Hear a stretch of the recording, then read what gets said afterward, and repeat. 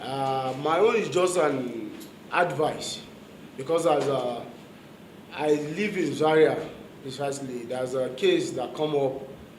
A lady mistakenly insulted prophet, and you know, an average person in Islam doesn't joke with prophet. That's right. I'm not even insult, going to social media doing one or two things about saying sort of insult on prophet.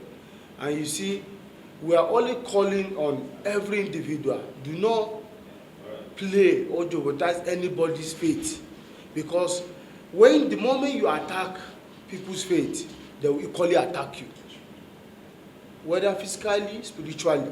For that reason, we all call on Nigerian youth to desist from all this sort of social media or any form of social media insult on our faith place. We are calling on all our youth to be very careful on jeopardizing any faith, not Islam, not Christianity, not even traditional faith. In response to your questions, I'd like to state clearly that every directed or targeted attacks against the other denomination or faith is a direct injury. It's injurious to the other denomination. And that is one of the reasons why I am doing what I am doing. To let you know that further attacks on denominations or other faiths in this country will no longer be tolerated. And so I'm also using this opportunity to call on the IG of police and also other relevant security agencies to please go into action. The last time I checked, the IG released a statement that cyberbullying is now a crime. And so the Nigeria police force is empowered by the law to go against anybody who rise to begin to bully another person on the social media, including denomination against denomination. And my advice to every denomination is this: if you come on social media to bully another denomination, I want you to be very aware that once the law catch up with you, your general overseer might not come up for you. Because what you went to do, you did it in your own power. And not, the general overseer did not send you. And so by the time you go and you are attacking other faiths or other denominations, the law will certainly come for you.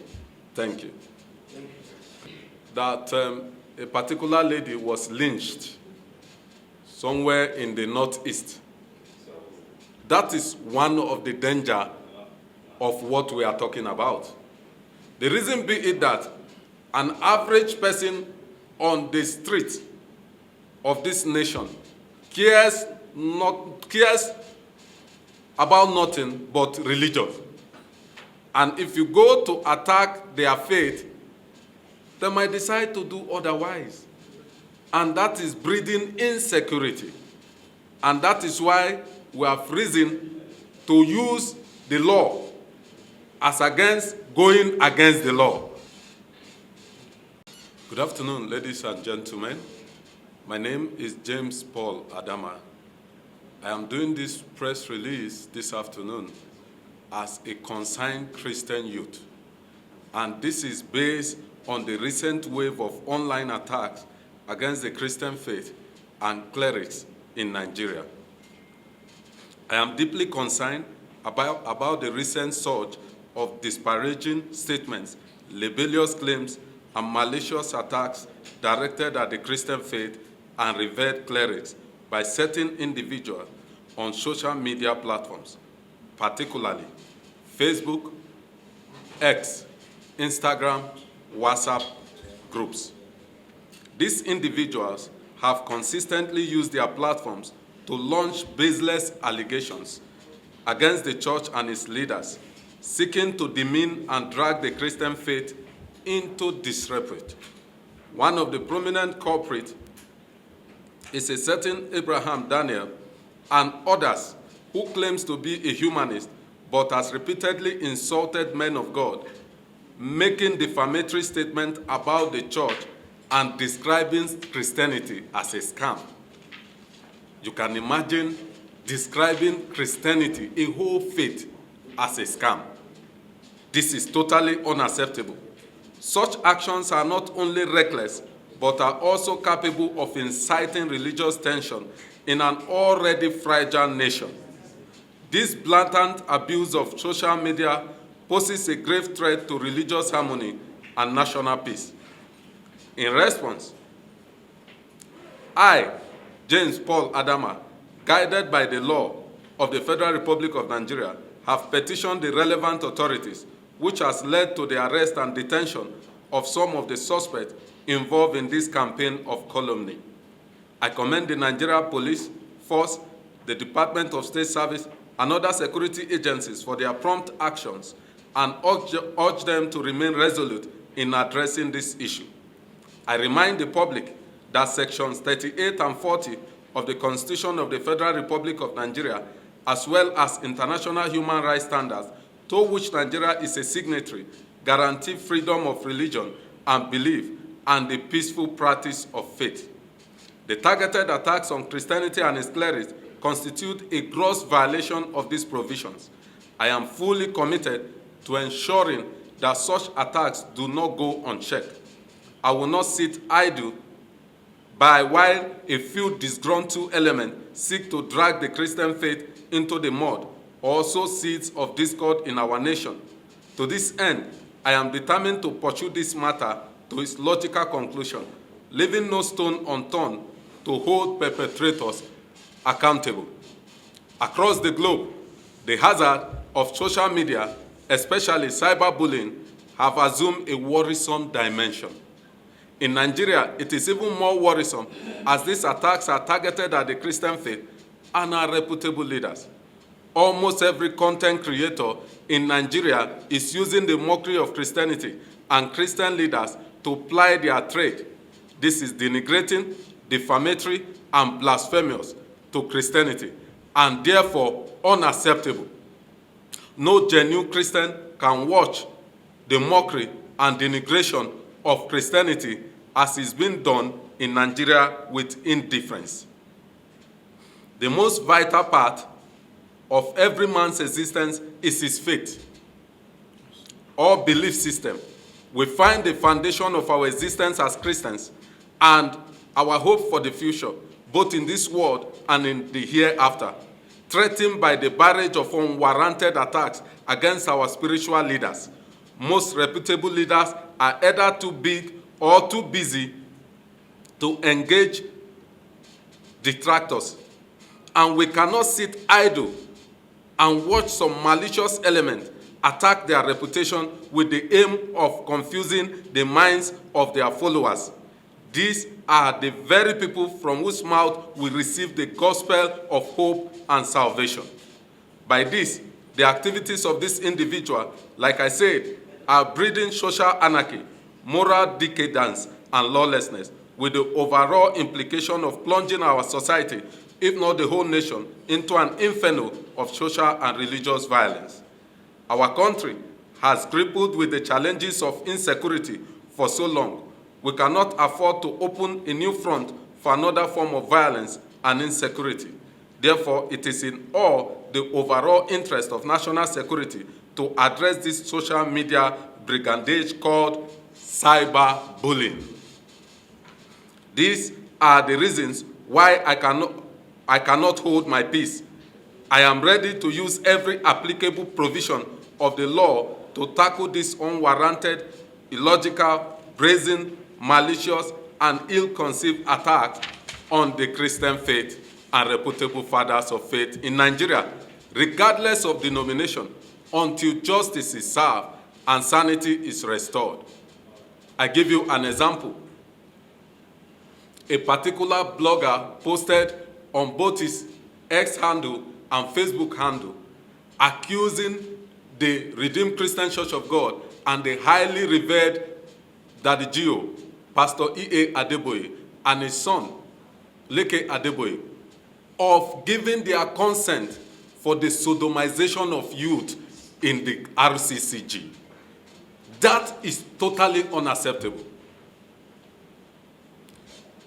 I heard another time one Abraham Daniel went online to state that Christianity as a whole is a scam.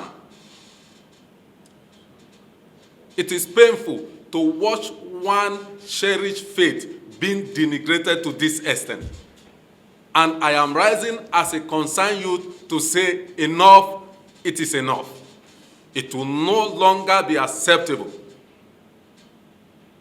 Not long ago also, someone called my attention to a publication where one Auntie Duni, or how she's called, saying that the speaking in tongue that a particular man of God is doing is calling a female genital inside the speaking in tongue. This, to be truly honest with you, is getting out of hand. And I am ready to address it using every process within the ambience of the law to ensure that these attacks stop.